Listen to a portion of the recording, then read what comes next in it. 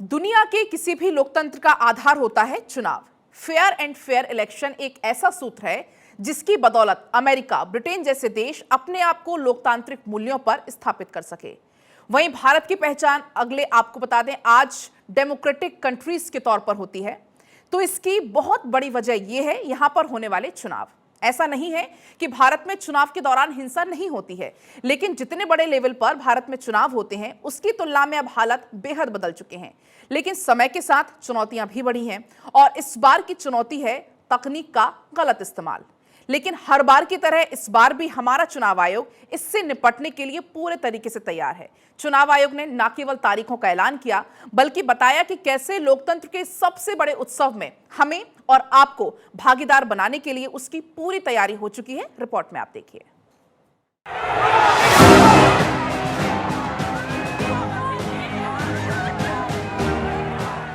अब की बार 400 पार, अब की बार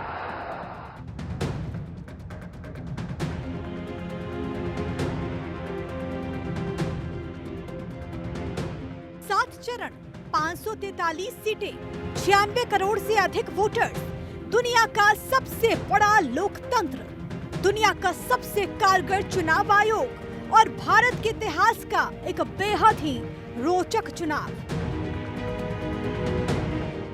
2024 की चुनावी रणभेरी बज चुकी है।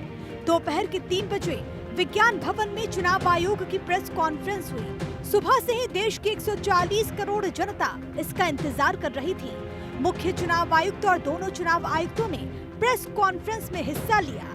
लंबी तैयारी और कई राज्यों के दौरे के बाद चुनाव की तारीखों को लेकर फैसला किया गया। राजनेताओं के लिए परीक्षा है अपने किए गए काम और वायदे का, तो जनता के लिए एक मौका है अपने जनप्रतिनिधियों को चुनने का। इन सब से इतर चुनाव आयोग के लिए जिम्मेदारी बड़ी है, तो स्वाभाविक है इसमें चुनौतियां भी बड़ी होगी। टेक्नोलॉजी के जमाने में चुनाव आयोग के सामने सबसे पहली चुनौती है दुष्प्रचार तंत्र। इस बात में कोई दो राय नहीं कि मिस इन्फॉर्मेशन के जरिए उम्मीदवार एक दूसरे के खिलाफ हर वोट के लिए हर हथकंडा अपनाएंगे। We will also launch very soon on our website something called myth versus reality. This is going to be live very soon. Means ये मिथ फैलाया जा रहा है, ये उसकी रियलिटी है। हम अपनी तरफ से आगे बढ़ के आपको एजुकेट करेंगे कि ये उसकी रियलिटी है।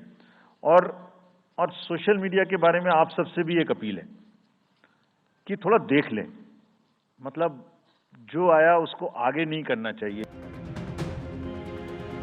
एक तरफ राजनीतिक दल के सामने लोगों को लुभाने की चुनौती है, तो दूसरी तरफ चुनाव आयुक्त के सामने उन नागरिकों की सुरक्षा। चुनाव के एपिसेंटर में जनता ही है। जनता ईवीएम के जरिए अगले 5 साल के लिए देश की सरकार चुनेगी, तो चुनाव आयोग पर जिम्मेदारी होगी इस पूरे कॉम्प्लेक्स सिस्टम को आसान करने की, लोगों तक पहुँचने की, जनता में चुनाव को लेकर भरोसा जगाने की।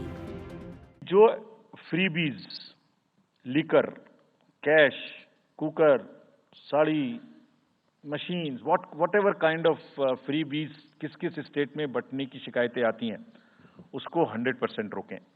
रोकने के लिए एनालिटिक्स बेस्ड कार्य करें।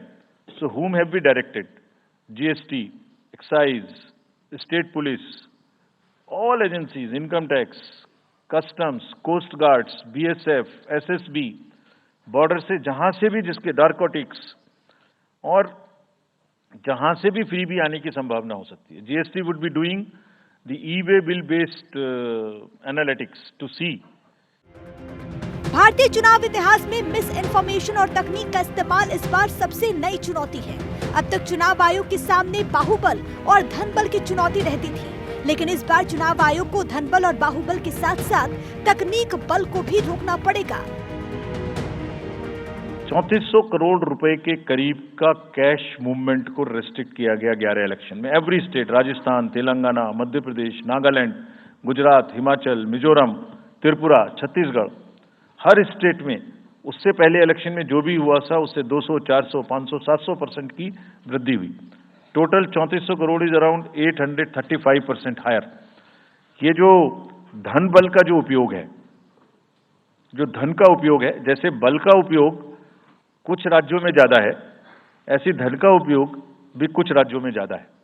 मिसयूज ऑफ मनी हम नहीं होने देंगे। इसके लिए भी हमने एनफोर्समेंट एजेंसीज को, सब स्टेट्स में एनफोर्समेंट एजेंसीज के साथ बैठक की है। दिल्ली में हम सब हेड्स ऑफ द एजेंसीज के साथ फिर से बैठक करने वाले हैं आज के बाद तुरंत। देश के कई हिस्सों में अब भी हिंसा का बोलबाला है। कश्मीर में आतंकवाद, नॉर्थ ईस्ट के हालात और छत्तीसगढ़ में नक्सलवाद चुनाव आयोग के लिए बड़ी चुनौती होने वाली है। हम बिल्कुल डिटरमिन्ड हैं इस बार मसल पावर को कम करने के लिए।